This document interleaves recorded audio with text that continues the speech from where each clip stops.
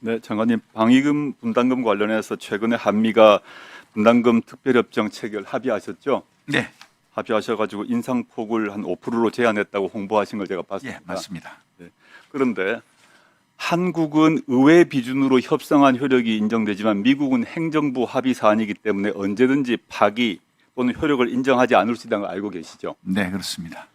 그런데 지금 트럼프 당선자 이후에 미국의 언론 보도에 따르게 되면 미국이 이미 우리 한미가 서명한 SMA에 대해서 사실상 무효화하고 재협상을 요구할 가능성이 높다고 보도가 나오는데 알고 계십니까? 예, 어떻게 하실 생각이십니까? 다시 한 마지막 부분 다시 한번 좀. 그러니까 미국 언론에 따르게 되면 네. 이미 우리 한미가 합의 서명한 SMA에 대해서 트럼프 새롭게 이제 취임을 하면 트럼프 당선자가 파기하고 완전히 새로운 협상을 새로 하겠다라고 요구할 것이라고 합니다. 그리고 이미 트럼프 당선자 측은 일본 정부에 대해서 이미 일본과도 합의를 했는데 다시 할 거다라고 통지를 했다고 알고 있습니다. 통지를 받으셨습니까? 통지받진 않았습니다. 그러니까 어떤 준비를 하고 계십니까? 의원님 말씀대로 우려는 다 하고 있습니다. 그러나 지금 저희 입장에서는 지금 현재 국회 비준을 지금 진행하고 있지 않습니까? 네. 최대한 빠른 시간 내에 국회 비준이 이루어질 수 있도록 노력하고 있고요. 우리 일단- 국회가 비준을 했다 하더라도 한국 의회 관계없이 미국에서는 다르게 할 수 있지 않습니까? 그렇다 하더라도 한미가 같이 우리가 비준이 돼서 한미가 같이 합의를 하고 이게 서명이 된 상태에서는 효력이 발생하기 때문에 그걸 이제 무시할 수는 없습니다. 그래서 최대한 알겠습니다. 그걸 이제 해놓고 예. 그 이후의 문제는 협의를 해 나갈 수 있도록 할 계획입니다. 장관님 2020년 4월 6일 유튜브 장군의 소리에 출연하신 적 있으시죠? 기억하십니까? 몇 년도요? 2020년 네네. 4월 6일 유튜브 장군의 소리 방송에 출연하신 적 있으시죠? 예, 그럴 겁니다. 아마. 네, 기억하시죠? 기억은 정확히. 여기서 못하겠는데. 말씀하신 내용을 기억 못하실까 봐 요약을 하겠습니다. 네. 핵무장 관련한 협상력을 발휘하기 위해서 우리가 초과분을 줄 수 있다. 방위비 협상에서라고 말씀하셨는데 같은 입장이십니까? 아, 예. 그 얘기는 어떤 논리냐면 지금 트럼프 대통령이 이제 여러 가지 그 방위비 협상을 압박을 가하고 또 그 외에도 여러 가지 이제 뭐 한미 동맹과 관련된 연합훈련 문제, 그다음에 이제 전략자산 문제 이런 것들을 가가지고 굉장히 요구를 많이 하지 않겠습니까? 그래서 그러한 부분에 대해서 우리가 필요하면 네, 하나의 지렛대로 활용해서 필요하다면 우리가 더 기회적 요인으로 가질 수 있도록 협상이 가능하다 이 뜻입니다. 그럼 2기 트럼프 정부에서 방위비 협상이 새로 요구될 때 장관께서는 그 새 협상에 있어서 새 협상을 핵 정책과 연결시키실 생각이십니까? 아, 그 부분은 제가 뭐 지금 정책 결정자가 아니라 사실 외람되지만 우리 의원님께 그런 어떤 말씀을 답변을 명확히 드릴 수는 없고요. 근데 지금 장군의 소리에 출연해서 말씀하셨던 취지는 핵 정책으로 나아가겠다. 핵 보유 정책 또는 핵 잠수함, 핵무기 포함해서 라는 취지로 저는 들었습니다. 제 개인 의견입니다. 개인 의견이십니까? 네, 그렇습니다. 예. 그럼 우크라이나 참관단 관련해서 말씀 여쭙겠습니다. 아까 김병주 의원님 또 위원장님도 그 말씀하셨기 때문에 현재 이 참관단 파견은 현재 훈령인 해외 파병 업무 훈령을 근거로 개인 단위 파병을 허용한다라고 국방부 말씀하고 계시죠? 네. 그런데 그 조문 보셨습니까? 개인 단위 파병이 허용되는데 요건이 있습니다. 첫째, UN 지역안보기구 특정국의 요청에 따라 유엔의 요청 없었죠. 지역안보기구 요청 없었죠. 네. 우크라이나의 공식 요청 있었습니까? 없었습니다. 없었습니다. 네. 개인 단위 파병을 그 말씀하신 헌법이 아니라 훈령에 따르더라도 유엔 지역안보기구 특정국 세 군데 한 군데 요청이 있어야 됩니다. 두 번째, 요청이 있다 하더라도 두 번째, 유엔 PKO 및 다국적 평화 유지 활동의 임무를 수행하기 위해서만 가능하다고 훈령이 되어 있습니다. 알고 계시죠? 근데 지금 아까 말씀하셨을 때 우크라이나 파병은 현행 해외 파병 업무 훈령 요건에 충족이 안 되는 것입니다. 이 얘기를 하지 않으시고 이 훈령 얘기를 하시면 안 됩니다. 훈령의 요건에 맞지 않기 때문입니다. 헌법은 말할 것도 없고. 그래서 지금 보면 지금까지 이 훈령에 따라 개인 단위 해외 파병했다고 하는데 목록을 한번 볼까요? 지금 보시면 소말리아부터 쭉 있습니다. 저 모든 여러 차례의 개인 단위 파병, 이 훈령에 따른 개인 단위 파병이 있는데 모두 이 요건에 맞았기 때문에 개인 단위 파병을 한 겁니다. 우크라이나는 이 요건 훈령 2조와 4조에 안 맞는 거예요. 근데 지금 맞다고 말씀하시면 안 되는 겁니다. 제가 계속 이어서 말씀하겠습니다. 네. 그래서 훈령을 근거로 하면 안 되고요. 아까 장관께서 답변했습니다만은 우크라이나 정부에서 요청이 없었어요. 그거는 거짓말 하시면 안 되기 때문에. 그럼 요청이 없었는데 우리가 무슨 근거로 나갑니까? 저 훈령의 세 가지 요청 주체 중에 한 명도 요청을 안 했습니다. 무슨 근거로 개인 단위 파병을 했습니까? 네, 답변 드리겠습니다. 우선 그 좋은 질문 감사드리고요. 제가 아까도 처음에 우리 의원님께서 말씀 그 요건 띄워주세요. 해외 파병 업무 훈령 띄워주세요. 네, 요거 띄워주세요. 저걸 보십시오. 저기에 어떻게 해당되냐 이겁니다. 제가 이거 띄워놓고 제가 답변 드리고 또 답변 드릴게요. 예. 순서대로. 예.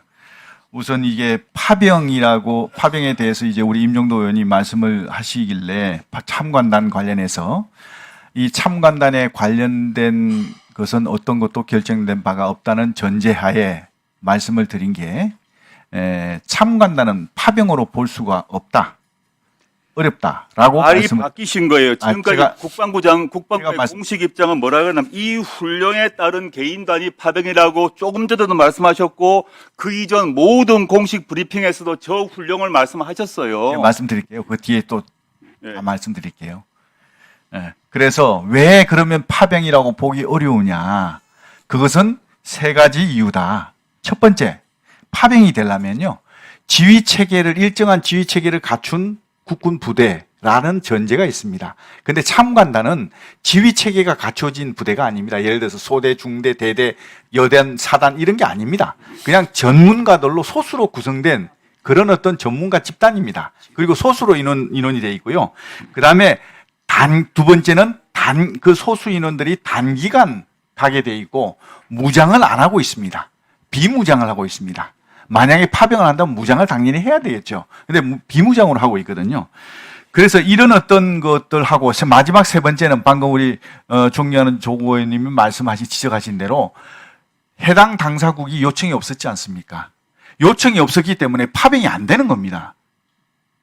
그래서 요청에 의한 게 아니라 우리의 필요에 의해서 보낸 것이죠. 그래서 이건 파병하고는 상관없는 것이다.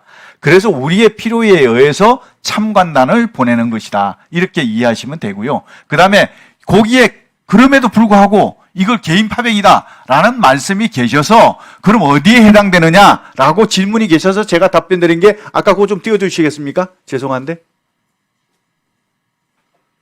아니요. 우리 조국 의원님께서 훈령 아까 조국 의원님 제시한 거 있잖아요. 거기 굳이 개인 파병이라고 말씀을 하시길래 어떤 다른 의원님들께서 굳이 그렇다면 저기 보시면요. 2항에 두 번째 줄에 보십시오. UN PKO 다국적군 평화 유지 활동 등의 임무를 수행하기 위해로 돼 있지 않습니까? 그것만 하는 게 아닙니다. 등의 임무입니다. 그 등의 임무에 이게 포함이 될 수가 있답니다. 참관단 파견이. 네. 네. 1분 더 드리시기 바랍니다. 장관님 말씀은 지금까지 조금 전에 김병주 의원님 위원장님이 말씀하셨던 얘기가 애초부터 틀렸다고 얘기하신 거예요. 즉 이 훈령 우리의 우크라이나 파병 또는 보낸 것은 참관단 보낸 것은 애초에 해외 파병 업무 훈련과 관계없이 보냈다고 지금 말씀하신 거죠. 어떤 의원이 이 훈령 얘기를 하니까 굳이 그 훈령을 따르자면 이렇다고 설명하셨습니다. 그렇습니다. 그러니까 원칙적으로 장관께서는 지금 이번에 참관단 보낸 거는 헌법도 아니고 해외 파병 업무 훈령도 아니고 독자적으로 헌법과 법률의 근거, 훈령의 근거도 없이 보낼 수 있다고 말씀하신 겁니다. 첫째, 네. 하셨고요.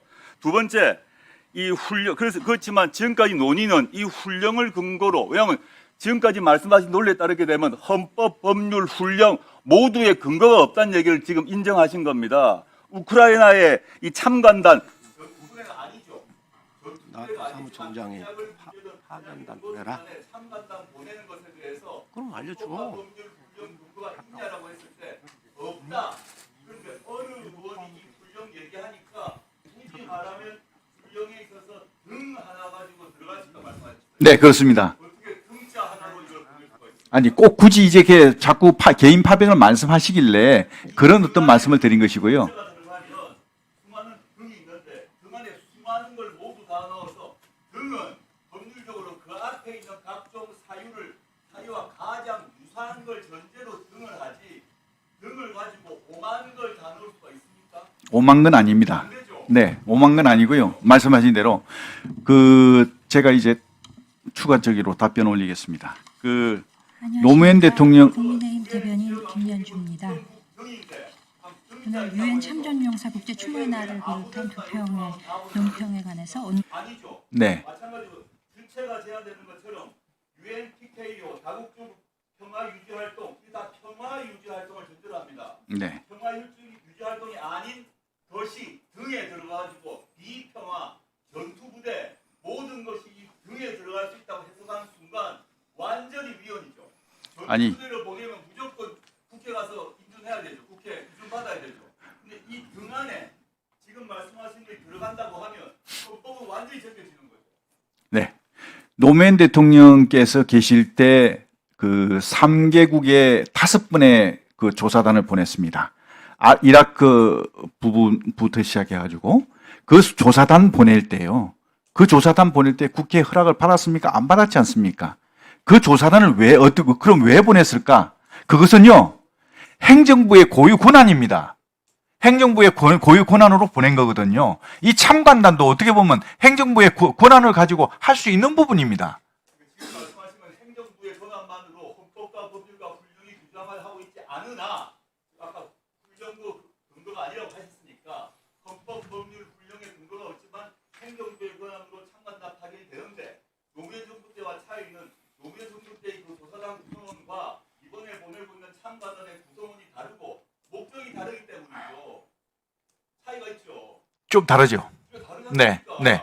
그렇지만 우크라이나하고 러시아하고 전쟁을 지금 하고 있고 러시아와 북한은 서로 상호 이 조약을 맺어서 푸틴이 얼마 전에 다 비준했고 서로 침략받으면 서로 자동적으로 개입한다고 북한과 러시아가 합의한 상황에서 전쟁을 벌이고 있는데 우리가 보내는 거고 그때 노무현 정부 때 조사단 보내는 건 상황이 다르고 첫째 조사단 구성과 참관단 구성이 다르지 않습니까? 맞습니다. 다른데 지금 이걸 훈령 얘기를 하시거나 또는 훈령도 아니고 법률도 아니고 헌법도 아닌 상태에서 국방부가 독자적 판단으로 참관단을 보낼 수 있다는 게 어떻게 가능하다는 얘기입니까? 네. 오연님 말씀대로 상황이 다르지 않습니까? 노무현 대통령께서 이라크하고 단임한 부대만 3개국에 보냈을 때에 그 조사단 보낼 때 상황이 다릅니다. 지금 현재 우크라이나하고. 왜 다르냐? 그때 노무현 대통령께서 보내실 때는 우리하고 크게 연관이 없었습니다. 그렇죠? 지금은요, 이 우크라 전쟁에는 12,000명이라는 많은 북한 병력이 투입이 돼서 전쟁을 하고 있습니다. 그러면 우리 입장에서 참관단이라도 보내서 그 12,000명의 북한 병사들이 어떻게 싸우는지, 어떤 무기를 가지고 싸우는지, 어떤 장점을 가지고 있고 어떤 약점을 가지고 있는지 잠깐 제가 답변 드리겠습니다. 어떤 약점을 가지고 있는지 또 이런 어떤 우크라이나 전쟁에 있어서의 어떤 무기체계들이 등장하고 어떤 무기체계들이 유용한 것인지 이런 여러 가지들을 우리가 참관단을 통해서 파악을 해야만 우리의 미래에 있을 수도 있는 불확실한 안보에 대한 대비를 할 수 있지 않겠습니까? 그런 차원에서 보내는 것인데 그런 차원에서 어떻게 보면 노무현 대통령께서 보내신 그 5번의 조사단보다 훨씬 더 지금이 더 우리 국가적으로 필요하다. 저는 이렇게 생각하는 겁니다. 네, 조국 의원님, 네, 1분 더 드리십시오. 네. 마무리해 주시기 바랍니다. 장관님께서 말씀하신 그 차이점 말고 어떤 차이가 있나 하면 노무현 정부 때와 다르게 뭐냐 하면 지금은 이미 지금 우리 정부에서 우크라이나에 그동안 우회적 방식으로 탄약을 지원했어요. 그리고 더 무기를 더 지원할 수 있다고 대통령께서 말씀하셨어요. 그리고 또 어느 분인지 모르지만 국방부 장관님인지 누군지 모르겠습니다만 전쟁 포로로 잡힌 북한군을 신문할 수 있다고도 말씀하셨어요. 이 말은 뭐냐면 종합하게 되면 러시아 우크라이나 전쟁에서 우리가 전쟁 당사국이 될 수도 도 있다는 것인데 그 점에서 노무현 정부 때 조사단 파견하고 다르죠.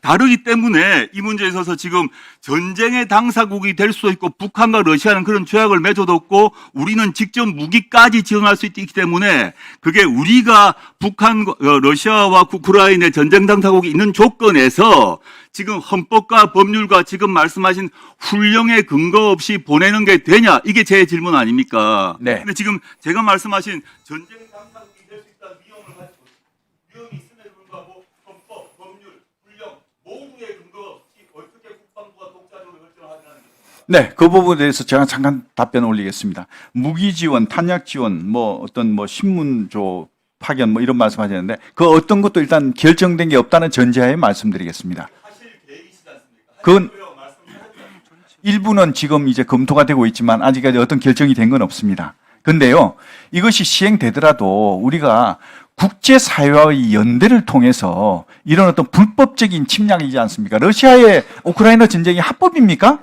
불법적인, 아니, 그러니까요. 아니 아까 그 훈령이잖아. 조국 의원님 정리해 주시죠. 유엔에서도 러시아의 우크라이나 침공은 불법적인 침략 전쟁이라고 아니 그러니까요. 제가 말씀드릴게요. 침략 전쟁이라고 딱 규정을 했습니다. 그럼 그 침략 전쟁에 우리가 어떻게 대응해야 될 것이냐? 장관님. 그것은 장관님 마무리해 주시고요. 네. 조국 의원님께서 질의를 충분히 하신 것 같은데 더 답변할 게 있으세요? 1분만 제가 하겠습니다. 네, 1분 하시죠. 예, 감사합니다. 그 침략 전쟁에 국제사회와 연대해서 강력히 대응하는 것이 가장 바람직하다. 그래서 이제 국제사회의 연대를 통해서 우크라이나의 상황을 고려해가지고 함께 이렇게 하는 것이고요. 그리고 과거에 우리가 70년 전에 6.25 전쟁 때 정말 자유 대한민국이 누란의 위기에서 국제사회의 지원을 받아가지고 오늘의 대한민국이 있는 거 아닙니까? 그럼 이런 어떤 상황을 고려하면 우리도 국제사회에 빛을 지고 있는 겁니다. 그럼 그런 걸 고려해서라도 우리가 해야 될 역할은 국제사회의 일원으로서 책임져야 될 책임성 있는 그런 일원으로서 역할을 해야 되지 않겠나 저는 그렇게 생각합니다. 아니지 않습니까? 그런 것을 그거에 대해서 논쟁을 한 게 아니라 어떻게 헌법, 법률, 국방부 훈령에 모두 근거가 없는 파견을 하느냐는 걸 질문입니다. 앞으로 다음 기회에 어떤 법적인 근거로 헌법, 법률, 훈령 세 군데에서 근거 없이 어떻게 보냐를 알려주세요. 이상입니다. 네.